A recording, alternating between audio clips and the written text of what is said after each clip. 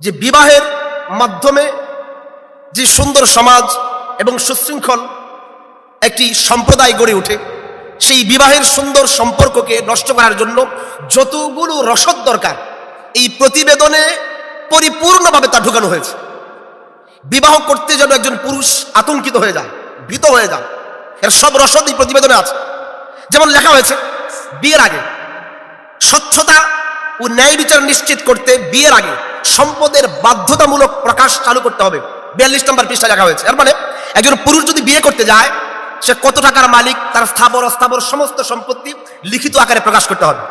2 নম্বর আরো লেখা হয়েছে, যদি স্বামী কোনো চাকরি করে তাহলে বাংলাদেশের আর্থসামাজিক প্রেক্ষাপটে সম্ভাব্যতা মুদ্রাস্ফীতি মূল্যায়ন করে স্ত্রী ও সন্তানের ভরণ পোষণের অর্থ প্রদানের জন্য স্বয়ংক্রিয় বেতন কর্তন নিয়ম প্রবর্তন করা বা অর্থের পরিমাণ নির্ধারণ করার জন্য আইন সংশোধন করা। পৃষ্ঠা 40।